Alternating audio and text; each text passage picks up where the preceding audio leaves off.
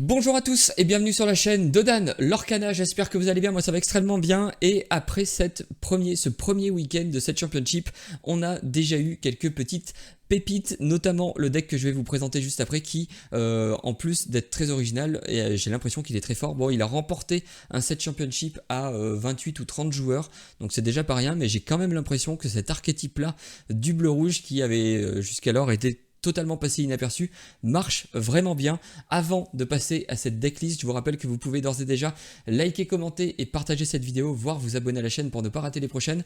On remercie également Oupi, le sponsor boutique de la chaîne que vous retrouverez du côté de Salange dans le 74 ou bien sur leur site internet oupi.eu. Le lien est dans la description, tout comme le lien vers la decklist, le lien vers mon Instagram ainsi que le lien vers le Discord de la team Alter Ego. N'hésitez pas à nous rejoindre dessus, plus on est de fous, plus on rit, et on passe tout de suite à la decklist qui vous intéresse. Donc une decklist bleu-rouge non pas décapé, bleu-rouge non pas objet, mais une bleu-rouge, comment est-ce qu'on pourrait la qualifier? Gain de l'or, combo l'or, en tout cas une decklist qui va vouloir générer du lore un petit peu passivement et en générer beaucoup. Il utilise à mon grand plaisir la nouvelle légendaire du 7-8, la fée clochette fée persévérante, une 1-1 pour 2 ancrable qui leur 1, insaisissable, et à chaque fois que vous jouez un personnage ayant 5 d'attaque ou plus, vous pouvez l'épuiser pour gagner 2 éclats de l'or. Donc c'est du gain de l'or direct dès lors que la fée clochette est sur le board et que vous arrivez à jouer des personnages avec 5 d'attaque ou plus, vous allez pouvoir commencer à générer beaucoup de l'or. Engager un personnage avec 5 d'attaque ou plus, c'est pas très gênant puisque l'adversaire va quand même devoir venir le trade et souvent perdre des créatures. Comment est-ce qu'il fait pour tout de suite profiter de la fée clochette? Eh ben il embarque une carte qui n'était pas passée inaperçue, le prince Jean Poule Mouillé, une 5-5 pour 3 non ancrables qui leur 1. Et à chaque fois que votre adversaire joue un personnage, infligez un dommage à ce personnage-ci. Donc dès le tour 3, vous allez pouvoir engager une 5-5. C'est pas très grave, hein, l'adversaire va quand même perdre beaucoup de ressources s'il veut venir la trade pour gagner 2 points de l'or avec votre fée clochette qui est insaisissable, donc ça vous pose pas trop de problème. L'autre, donc il y a d'autres combos évidemment avec ce prince Jean. En fait c'est un deck qui combotte un petit peu tout le temps avec tout. L'autre carte qui est assez intéressante dans ce deck, c'est évidemment le Balthazar Picsou, amateur d'antiquité, une 5-5 pour 4 non ancrable qui leur 2, Vanilla, donc elle a pas de texte mais elle est juste 5-5. Elle va vous permettre au tour 3, au tour 4 de poser une carte 5-5, de l'engager pour pouvoir faire 2 de l'or avec votre fée clochette. Ensuite on arrive évidemment dans les tours où vous allez avoir beaucoup de créatures en tout cas qui ont plus de 5 d'attaque, notamment le Maui qui vous allez pouvoir le poser mais pas forcément utiliser sa charge, puisque si vous l'engagez avec la fée clochette vous n'allez pas pouvoir charger avec. C'est pas bien grave, en fin de partie ça fait quand même une carte qui génère de l'or même si le board adverse est vide. On a quand même un dingo gaffeur volant, une 5-5 pour 6 non ancrables qui leur 1 qui a charge et qui est insaisissable. Donc là aussi la charge, vous êtes bon, alors vous n'allez pas toujours jouer votre plan de jeu Tinkerbell, vous allez voir qu'il y a d'autres manières de générer du lore avec ce deck là, mais voilà, si jamais vous êtes toujours sur votre plan de jeu Tinkerbell, vous allez quand même pouvoir l'engager pour générer 2 de l'or. Ça reste une 5-5 charge insaisissable, donc c'est très intéressant, ça peut aller chercher plein d'autres choses. Comment est-ce qu'on gagne du lore autrement? Ah oui, on a aussi le Big Ben horloge grimpeuse, donc c'est une 3-3 pour 3 ancrables qui leur 1. Tant que vous avez une carte objet dans votre défausse, ce personnage gagne plus de force, donc il passe à 5, il passe la barre fatidique des 5, donc il peut comboter avec votre fée clochette. Évidemment, on joue bleu-rouge, donc on va embarquer quelques objets, notamment la glace à l'eau, forcément vous connaissez maintenant, qui va permettre au tour 1 de jouer la belle et donc de détruire votre glace à l'eau. Donc de poser une 3-3 sur le board et de 2 d'activer votre Big Ben lorsque vous allez jouer tour 3 après potentiellement une fée clochette. L'autre truc intéressant avec la belle, une fois que vous avez joué la belle au tour 1, c'est qu'au tour 2 vous allez pouvoir changer de plan de jeu, plutôt partir sur un plan de jeu Flynn Rider faux ami, la 2-2 pour 2 ancrables qui leur 1, et au début de votre tour, si vous avez un personnage en jeu avec une force supérieure à celle de chaque personnage adverse en jeu, vous allez gagner 3 éclats de l'or. Donc ça on la connaît, on l'a beaucoup vu, cette carte là, en fait elle permet elle aussi de générer du lore. Donc au tour 2 vous allez avoir un choix, est-ce que je pars plutôt sur la fée clochette, est-ce que je pars plutôt sur le Flynn Rider, ou enfin des fois vous n'avez pas forcément le choix, des fois vous allez en avoir qu'une ou l'autre, mais voilà, ça peut être forcément une autre manière de générer beaucoup de l'or. Ça va forcément bien fonctionner avec toutes les cartes qu'on a vues jusqu'à présent. On a aussi un autre tour 1, le seul tour 1 même qu'on a dans le deck, c'est la Mulan, soldat blessé, une 2-3 qui entre en jeu avec 2 jetons dommages pour un ancrable. Là on peut se dire ouais, un peu moyen, un peu moisi même.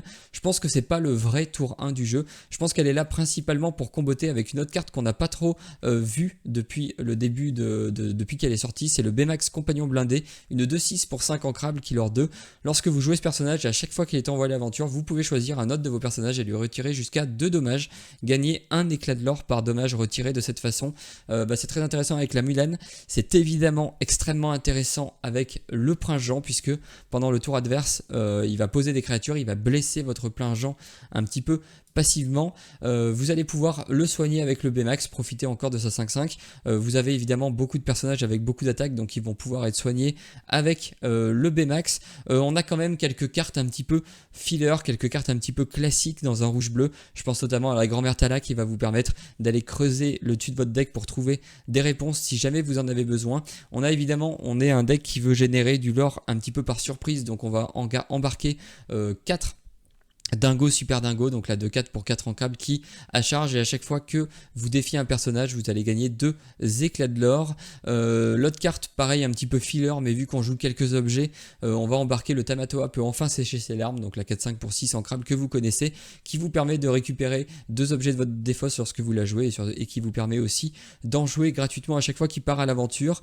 On embarque Voguer sur la mer Azurite pour ramper un petit peu si jamais vous ne trouvez pas vos T2 et que vous avez ou alors que vous avez envie en tout cas de ramper pour essayer de prendre un petit peu l'adversaire de vitesse, ou alors vite arriver à vos tours pour poser des grosses créatures. L'autre carte très intéressante qu'on a ici, c'est le Maximus, champion de l'équipe, la 3-5 pour 6 ancrable Killer 2. À la fin de votre tour, si l'un de vos personnages a 5 d'attaque ou plus, gagnez 2 éclats de l'or. Par contre, s'il en a 10, vous allez gagner 5 éclats de l'or à la place. Et là c'est très intéressant parce que non seulement vous vous dites mais en fait ok, on va juste lorer 2 de plus en fin de tour, ce qui est déjà pas mal, hein, sachant qu'on a la fée clochette, on a le Flynn Rider, on a pas mal de cartes qui nous font lorer un petit peu passivement. On en rajoute une, mais là où le créateur du deck a été très intelligent, c'est qu'il a rajouté 2 objets donc qui marche parfaitement avec la Belle, avec le Big Ben, mais qui aussi vont pouvoir faire proc le Maximus, donc à 10 d'attaque. C'est le Sceptre d'Arendelle pour 1 ancrable. Vous pouvez engager un personnage, il gagne soutien pour le reste de ce tour. Soutien, pourquoi est-ce que c'est intéressant? Parce que vous avez beaucoup de créatures à 5 d'attaque, donc vous allez pouvoir par exemple partir à l'aventure avec votre Prince Jean, donner soutien à Balthazar Picsou, donner soutien à votre Prince Jean, partir à l'aventure, donner plus 5 d'attaque à votre Balthazar Picsou. Il atteint évidemment les 10 de l'or d'attaque donc, et à la fin de votre tour, vous allez donc pouvoir faire proc le Maximus à 5 l'or. C'est tout simplement énorme. Je pense qu'on a fait le tour, seulement 9 non ancrables. Ah si, on a aussi le Li Chang.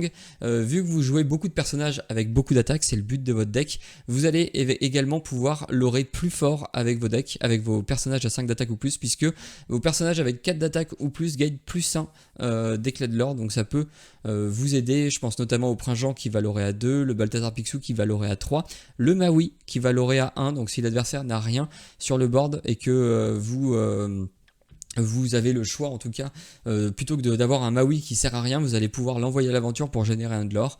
C'est évidemment intéressant. Le Tamatoa qui va lui aussi lorer à 3, ça commence à faire beaucoup. Le Dingo qui va lorer à 2, bref, vous l'avez compris. Un deck vraiment très très intéressant. Je vous conseille de regarder les parties sur Inktable, hein.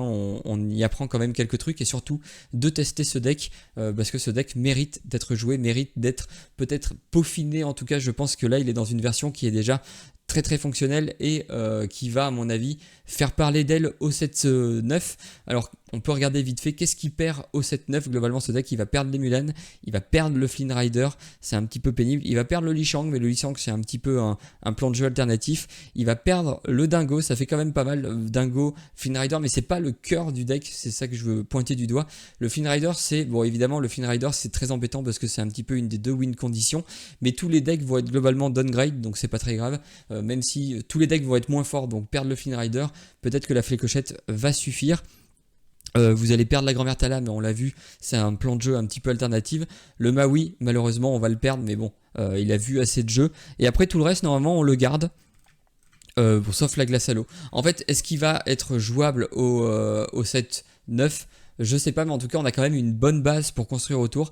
Par bonne base, j'entends la Fée Clochette, le Prince Jean, le Balthazar Picsou, le Baymax, en fait, le Maximus, le Tamatoa. Enfin, en fait, il y a beaucoup de grosses cartes de ce deck-là qui restent. Je pense que c'est un deck qui peut être à surveiller pour la suite. En plus, on va voir évidemment les réimpressions. Qu'est-ce qui va être réimprimé pour le set 9. Bref, j'arrête de parler. On passe tout de suite sur Inktable. Et on commence sur Inktable contre, pourquoi pas, le bleu-rouge, le deck le plus monstrueux, en tout cas le deck qui fait le plus peur depuis un moment, le bleu-rouge burn de décapé évidemment. On va voir si nous on brûle pas ses ressources, mais en tout cas si on en engrange suffisamment pour passer devant. Alors je pense que le Flynn Rider peut être très intéressant si jamais on arrive à avoir la belle. Sinon il nous faudrait un bon tour 3, on a un tour 2, sinon en fait on a plusieurs options là. Soit on part sur l'option Tinkerbell avec des grosses créatures, pourquoi pas un Cogsworth au tour 3 si jamais on a trouvé un objet. C'est intéressant comme mulligan. Sinon on pourrait partir pareil sur un objet avec Belle Flynn Rider au tour 2 pour essayer d'engranger un maximum dès le début. Compliqué. Est-ce qu'on garde le Picsou? J'ai envie de dire oui parce que ça alors quand même à 2 au tour 4 et c'est une 5-5 donc ça marche avec si jamais on trouve pas l'objet. Ou alors est-ce qu'on jette tout simplement le Flynn Rider et on se dit on va plutôt partir sur une stratégie Fée Clochette. C'est laquelle la stratégie la plus agressive? Parce que c'est ce qu'il faut se poser. Contre bleu-rouge, on pourrait penser que le Flynn Rider est beaucoup plus intéressant, surtout si l'adversaire ne joue pas de bagarre, ou enfin s'il joue des bagarres, dans tous les cas, nos générateurs de l'or drop 2 ne marcheront pas. Donc la vraie question c'est, est-ce qu'on préfère partir sur un plan de jeu Flynn Rider ou est-ce qu'on préfère partir sur un plan de jeu Fée Clochette? Je pense qu'on va essayer de partir Fée Clochette uniquement parce que c'est une vidéo YouTube et que j'ai envie d'éprouver, de tester au maximum cette Fée Clochette là. Mais je suis pas sûr qu'on garde pas plutôt le Flynn Rider dans ce cas-là. Ou alors est-ce qu'on... Ouais, si on a dit qu'on partait là-dessus, donc je vais jeter ça pour essayer de trouver un objet et... Non, on va la garder quand même, on va en jeter 3. On a bien fait de la garder. Bon, on avait un T1. Alors ce T1, je pense qu'il est là pour comboter avec Baymax. Plus tard, bah voilà qu'on a ici. Puisque Baymax, quand il arrive en jeu, il soigne et nous fait gagner du lore. Donc elle arrive blessée. Je pense qu'en fin de partie, on est content de trouver Baymax Mulan. Là par contre en début de partie on est un peu moins content de trouver la Mulan, donc on va tout simplement l'acheter. On va jouer une glace à l'eau, puisque c'est ce que veut faire tout bon deck bleu. Et on va jouer une belle, et là on se dit on aurait peut-être mieux fait de garder le Flynn Rider évidemment, puisque on aurait commencé à l'orer très très vite. Attention, donc on était sur la draw, il est sur le play. Là on pourrait vouloir jouer Seize the Azure Sea. Je sais que c'est rarement une bonne idée, plutôt que de jouer un tour 2. Est-ce qu'on veut vite arriver en lore pour vite poser beaucoup de créatures? Compliqué de savoir. Je sais que la grand-mère Tala, on voudrait potentiellement la garder. Le Baymax, je pense qu'on peut l'ancrer à ce stade-là. Et là, la question c'est, est-ce qu'on part sur un plan de jeu plutôt rampe, enfin en tout cas mid-range, où on va poser une créature puis une autre, et on va voir si l'adversaire répond, et on oublie un petit peu le côté value avec grand-mère Tala et Save the Azure Sea. Je pense qu'on va tenter de partir là-dessus. On va prendre un petit point de l'or avec Belle, parce que de toute façon elle ne sert pas à faire proc le Flynn Rider, donc il n'y a pas de raison de la garder. Lui en fait c'est intéressant parce que si on a un objet dans notre discard, ce qui est le cas, il va gagner plus de force, donc en fait il devrait faire proc la Fée Clochette. Ça c'est pas ce qu'on veut vraiment. J'ai presque envie d'ancrer le Maximus, je pense qu'on n'en a pas besoin tout de suite. Lui donc on va accepter d'engager, c'est la contrepartie de la Fée Clochette. On peut gagner 2 de l'or en engageant un personnage qui a 5 d'attaque ou plus, donc ça c'est plutôt pas mal. Elle peut partir à l'aventure un petit peu tranquille vu qu'elle a insaisissable, et pareil pour ça. Donc là en fait on voit la stratégie commence à se mettre en place. On va gagner 2 points de l'or un petit peu gratuits par tour, tout du moins au tour 3 et au tour 4. On va poser un board quand même assez solide. Attention évidemment au soyez prête. Ça, dommage. J'aurais préféré qu'il tape là-dedans, mais bon, il n'est pas totalement débile. Nous, par contre, on va juste partir à l'aventure. On va pas trop tergiverser. Je pense qu'on peut ancrer ça. Je pense pas qu'on en ait besoin.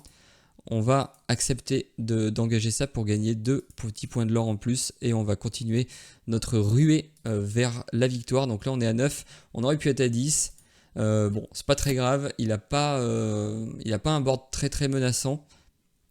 On va voir ce qu'il nous propose. Là il devrait prendre un trade, je pense. Ce serait évidemment le plus intelligent dans le Picsou pour nous empêcher de faire de l'or. Donc ça, ce Maui nous aura fait des dégâts.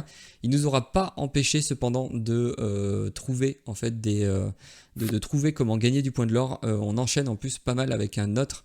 Ça, je pense qu'on va le jouer. Hein. On va commencer par jouer la glace à l'eau pour piocher. On a un Vmax, donc ça pourrait être intéressant si jamais on veut aller chercher des petits points, en tout cas faire des trucs. Mais là, on veut gagner du lore, donc en fait on va juste prendre les 2 petits points de l'or, partir à l'aventure avec le Big Ben et partir à l'aventure avec la Tinkerbell et on va quand même ancrer quelque chose. Alors là je sais pas trop, j'ai presque envie d'ancrer Grand-Mère Tala parce que j'ai l'impression que ça va pas trop se gagner là-dessus. On pourrait passer à 15, 16, 17, 18 et du coup le Bmax pourrait être utile pour finir la partie. Donc là je pense qu'on va juste ancrer ça. Donc là on va voir, il pourrait prendre un trade évidemment. Nous on pourrait... En fait nous là on n'a pas d'intérêt de prendre de trade parce que dans tous les cas qu'on joue un Bmax ou qu'on parte à l'aventure on va gagner 2. Donc là je pense que malheureusement le tour prochain on va juste potentiellement ancrer Bmax et jouer Goofy. Donc là c'était un petit peu convenu. En fait là on veut maximiser... Ah ça c'est très pénible par contre. Ça c'est très pénible. Est-ce que du coup on garderait pas... Est-ce que du coup on garderait pas le Goofy pour aller chercher son Maui requin? Je pense que oui. Je pense que là on pourrait poser un Maui et l'engager pour gagner 2, passer à 15, 16. Ne surtout pas partir avec elle. Donc là on est dans une situation un peu plus pénible. On sait qu'on va jouer une carte. Est-ce qu'on joue le Bmax pour gagner 2 plus tard? Et au risque de... Au risque de quoi? Au risque de ne pas prendre de l'or tout de suite, de ne pas passer à 15, de passer juste à 14, ou est-ce qu'on se met à 16? Je pense qu'on va se mettre à 15. Et je pense qu'on va partir à l'aventure uniquement avec lui. On se met à 16. Et par contre, est-ce qu'on passe? Oui, je pense qu'on passe. On veut surtout pas faire mourir notre Tinkerbell. Donc ça nous va. Il prend un trade que moi personnellement j'aurais pas spécialement pris. Du coup on est à 18 et normalement on a gagné au prochain tour, sauf si sauf s'il a une 6 sous. Pénible le monsieur. Maintenant comment est-ce qu'on gagne? 16, 18. On pourrait jouer un Goofy. Un Goofy super Goofy. Je pense qu'on va le faire. Il va aller prendre 2 petits points de l'or. Lui il va aller se mettre à 19. Et donc là au prochain tour normalement échec et mat. Je vois pas trop comment il peut revenir. Mais voilà, le deck est extrêmement plaisant. Sauf s'il a un soyez prête évidemment. Il cherche en tout cas. Il recherche mais là il n'y a plus de solution pour lui. C'est juste la défaite et pourtant il aura essayé de piocher. Il aura essayé de trouver des solutions. Mais nous on va juste partir à l'aventure avec le Big Ben. Il aura creusé son deck hein, quand même. 40, 4 cartes de plus, 39, 5 cartes de plus que nous. Il aura soigné sa petite 6 sous, mais il va s'incliner là. Et nous on trouve une glace à l'eau qu'on va pas jouer, on n'a pas spécialement besoin. On passe juste à 20. Ah, voilà, le deck, oula, il avait un manoir de Picsou. En plus c'est pas mal parce qu'on a tellement d'énormes créatures que les manoirs de Picsou sont pas vraiment des problèmes. On va essayer contre le Steel Song de Enmanchu. Donc qui a fini 2ème au championnat du monde, donc le vice-champion du monde. Alors c'est un Steel Song un peu particulier, je suis pas sûr que ce soit forcément la meilleure des versions. Alors là par contre, est-ce que Tinkerbell a une raison d'être ou alors est-ce qu'on va plutôt essayer de viser la rampe pour arriver très vite? Ah oui, parce qu'on a le sceptre d'Arendelle aussi qui est très intéressant avec Maximus, puisqu'il va donner support à un personnage qui va pouvoir du coup donner sa force. Donc souvent on va essayer de donner 5 de force à un autre personnage et du coup passer les 10 et donc l'aurait 5 avec Maximus, donc très intéressant. Lui il est très intéressant avec le Bmax puisqu'il se blesse pendant le tour adverse, même si contre un Steel Song on n'aime pas trop. J'ai pas trop envie de garder l'effet clochette malheureusement contre lui. Est-ce que j'ai envie de garder le sceptre? J'ai pas trop envie de garder le sceptre non plus. Je vais garder les 2 Azuretti pour essayer de monter très très fort en encre. Là je pense que le Finrider on ne le veut pas, je pense que c'est juste donné. Bon, on a de la chance, on est par contre sur le play, ça c'est très bien. Trigger action, non, je veux pas trigger action, je veux juste passer, pardon. Donc le Picsou c'est très bien parce que ça oblige l'adversaire à jouer des grosses réponses. Ça peut être compliqué, bon évidemment, sauf s'il floute le board et qu'il a des plus ardents. Là je pense qu'on peut enlever le Cogsworth et on va commencer à essayer de ramp assez vite pour pourquoi pas tenter de gagner la partie. Est-ce que je veux ancrer un Maui ou est-ce que je veux aller chercher quelque chose?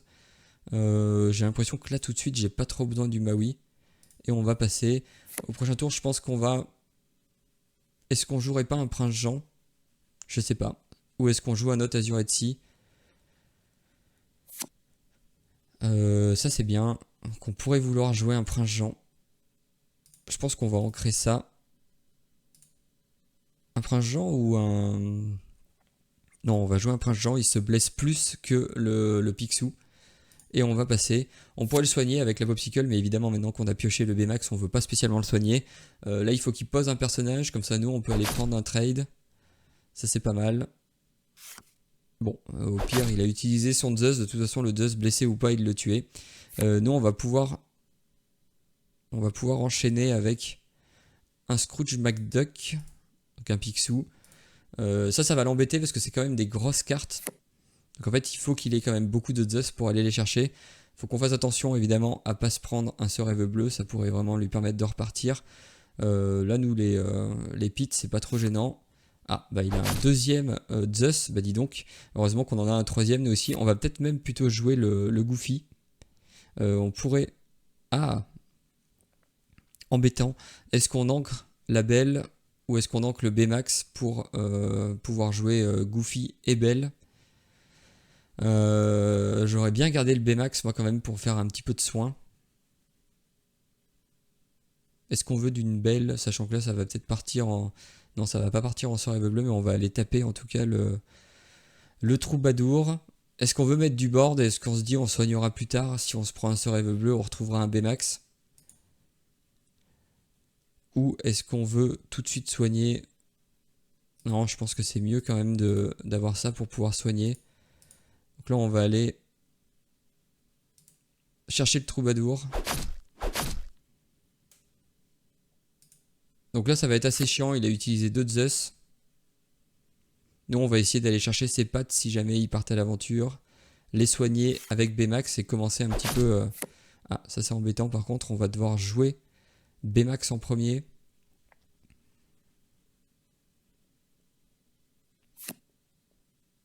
Ça c'est intéressant par contre. On a lui qui pourrait aller chercher quelque chose. Mais là je pense plutôt qu'on va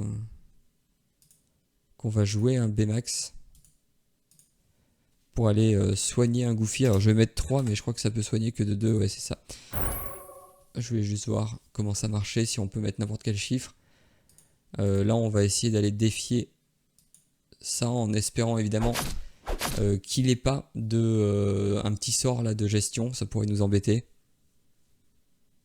Et on va pas ancrer spécialement, on a 6, on est pas mal. Il peut pas chanter Ce Rêve Bleu pour l'instant. Il peut faire du lore, mais nous on va essayer de reprendre un petit peu tout avec le Baymax. Ah, il trouve un Zeus. Ça c'est très embêtant. C'est pas grave, on va aller récupérer. Oh, on n'a pas trop un mauvais play là-dessus. On va pouvoir jouer ça. On va pouvoir aller défier la Cendrillon. On va essayer d'y enlever son board petit à petit. Lui va pouvoir partir à l'aventure aussi, soigner le Goofy. Gagner un petit point de l'or supplémentaire. Et là on va pouvoir jouer la Belle avec un coup alternatif pour cette fois-ci remettre un petit peu de board intéressant. Là on a repris, bon alors voilà, on va sûrement se prendre malheureusement la vengeance. Pas trop gênant. Enfin si un petit peu mais pas trop non plus. On va pouvoir pourquoi pas aller détruire ça. On va voir ce qu'on a. On va pouvoir jouer ça. Et là la question c'est, je pense qu'on lui tape. Je pense qu'on va aller lui défier son Rhino. Là pour lui faire sauter sa résistance et le finir avec notre Goofy. Je pense que c'est assez intéressant. Ça nous fait gagner 2 de l'or, ça lui enlève son chanteur à 4. Et là on a un Scrooge McDuck, alors on sait il a joué déjà 3 Zeus. Donc normalement maintenant nos personnages à 5 vont être relativement tranquilles. Ça c'est embêtant. Ça c'est très embêtant. Bon les 2 Mulan c'est évidemment pas du tout ce qu'on veut à ce moment-là de la partie. Je pense qu'on va quand même aller lui prendre son pit. Et on va passer, on veut garder ça au cas où si on veut l'ancrer. Ok, donc là il part à l'aventure, il nous offre un petit peu la réponse. Oula, ça c'est embêtant. Mais c'est pas si mal. C'est pas si mal, donc là on va pouvoir aller défier. Est-ce qu'on joue le Flynn, sachant qu'il a la... Je pense que oui. On va pas gagner parce qu'évidemment il a 12 dans son encre, mais en fait nous on peut lui prendre sa Namari assez facilement. On va prendre un petit point de l'or avec la Mulan, quoique c'est un peu bête parce qu'il va préférentiellement taper dedans. Je voulais pas le faire et puis je me suis dit bah, pourquoi je le ferais pas. J'oublie un petit peu tout à chaque fois, non bon ça va, il préfère partir à l'aventure. Pas de blast, ça va, on a de la chance. On a de la chance parce qu'on va pouvoir aller lui défier ça. On va commencer par piocher. Toujours, on prend de l'information, on prend des cartes. Pas mal. Donc là, on va pouvoir soigner elle, parce que de toute façon, lui, il va mourir, il va aller s'empaler. On va pouvoir ancrer ça. Et là, très intéressant, on va pouvoir jouer le Tamatoa qui va nous permettre de récupérer nos 2 glaces à l'eau. Là, on va aller défier, évidemment, sa Namari qui est très très impressionnante. Et je pense qu'on va partir à l'aventure avec nos 2 personnages. On s'en fiche un peu du Flynn Rider, même si, bon là, remarque, non, j'aurais pas dû. Bon, il avait un Zeus. Pas de regret. Et là, il va pouvoir prendre le trade. Nous, on va pouvoir essayer de reconstruire un petit peu avec nos 2 glaces à l'eau. On va voir ce qu'on trouve. On trouve un autre Tamatoa. Là, on pourrait ancrer. Est-ce qu'on veut ancrer le Flynn Rider et piocher encore? Je pense que c'est le mieux quand même, non? On va faire ça, on va piocher une carte. On va faire l'ability. Bon, on est obligé de soigner son personnage.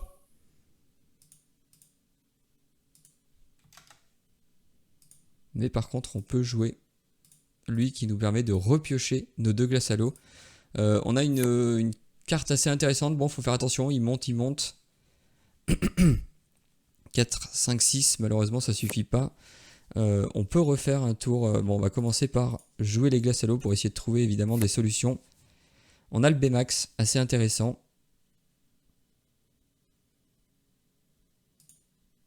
On va jouer une deuxième. Donc là, on pourrait taper, soigner et jouer un... taper, jouer un Baymax pour soigner. Je pense qu'on va être un petit peu obligé. Il est pas très... Il est encore un peu loin quand même pour finir d'un coup. Nous, on va pouvoir jouer le Baymax. Là, on va mettre 2. Gagner 2 petits points de l'or. Je pense même qu'on va jouer... la Mulan et qu'on va passer 17, 18. Faut pas qu'il pose un truc trop gros. Après, nous, on a 2, 3, 4, 5. Bon, on a gagné en fait, non? Si on part à l'aventure avec lui, qu'on soigne notre petite Mulan de 2, on passe à 18 et on peut finir un petit peu à l'arraché. Compliqué contre Silsong, mais voilà, je pense qu'il faut pas trop jouer sur le plan de jeu. Le plan de jeu au début fait clochette et Flynn Rider. Je pense que c'est pas forcément le plus évident. On va faire un dernier match contre un vert violet discard. Je pense que ça peut être assez intéressant. On va le mettre en player 2. On va se mettre en random. Ok, donc on commence la game. J'ai pas fait gaffe, ça se trouve, j'ai pas mis random. J'ai l'impression de m'être un petit peu trompé. Là, on pourrait imaginer 3-4. Là le plan de jeu par contre Prince Jean, Flynn Rider semble très intéressant. Donc là en fait on veut garder 2, 3, 4, 5. On peut même jeter le plan de jeu rampe. On a même la petite Mulan au début. Mais est-ce que là on est contre un match-up discard? Est-ce qu'on veut mettre du board au début? C'est ça la vraie question. J'ai pas l'impression qu'on veut spécialement le mettre. Ou alors on jette le Li Xiang. Et on va mettre une Mulan. Bon, on va quand même mettre la Mulan. Je suis pas sûr qu'on soit obligé de mettre la Mulan au tour 1. Je pense qu'on peut même ne rien mettre. Et juste profiter de Flynn Rider. Donc là on va ancrer le Big Ben. On va jouer le Flynn Rider. Et je pense qu'on va quand même partir à l'aventure. Il ne peut pas nous arriver grand chose au tour 2. On va passer. Donc là on va commencer à l'orer très très vite. Donc il va falloir qu'il réagisse extrêmement rapidement. On n'a pas de chanson. Donc ta Ursula ne sert à rien. On proc le Flynn Rider une première fois. On va pas arrêter de le proc si vous voulez mon avis. Puisque là on va pouvoir mettre un Prince Jean. On va partir à l'aventure juste avec. On va pas partir avec le Flynn Rider évidemment. Il est sur le tour où il peut jouer des... comment ça s'appelle, des Madame Mime Renard. Donc on va rester calme. Là ça va être compliqué pour lui. Il faudrait qu'il joue un personnage. Parfait. Ça blesse ça. Il va pouvoir prendre la Mulan. On s'en fiche un petit peu. Nous là on va compléter avec un Picsou. On va de nouveau gagner 3 de l'or. On va de nouveau ancrer une carte. Et on va jouer un gros Picsou. On va partir à l'aventure juste avec lui. Même si je suis même pas sûr qu'il faille partir à l'aventure. Là je le fais parce que c'est l'IA. Donc je pense qu'il va globalement assez mal jouer. Même si là s'il pose une créature il pourrait empaler son Merlin. Donc là non, il préfère piocher. Ça nous va, ça veut dire qu'il va rien faire de spécial. Il va chanter mes amis de delà. Parfait, il pose juste ce qu'il faut pour blesser notre Prince Jean. Nous on va pouvoir le soigner avec un petit Bmax. Gagner 3 points de l'or évidemment. Ah, très intéressant. Donc là on va ancrer un Bmax, on n'a pas besoin d'en jouer plus. On va jouer lui, on va soigner le Prince Jean de 2. On va passer à 14. On va partir à l'aventure avec les deux. Et en fait là la partie est tout simplement expéditive. On a eu une sortie un petit peu goldée. Je vois pas trop comment il revient de ça. Parce que là de toute façon au prochain tour on gagne 3 points de l'or et on gagne. Et au pire on a Maximus. Donc la partie vraiment très expéditive, hein, si l'adversaire n'arrive pas à enrayer votre Flynn Rider, vous allez gagner globalement du lore à tous les tours. Donc là il jette notre Picsou, ça change pas grand chose, il blesse notre Prince Jean en jouant une petite créature, ça change malheureusement absolument rien puisque on va juste gagner 3 points de l'or et terminer la partie en beauté. J'espère que ce deck vous aura plu, je suis très content que les championnats de 7 aient commencé pour voir un petit peu ce genre de build très original et vraiment très sympa à jouer. J'ai l'impression en plus que c'est quand même un deck qui est très puissant.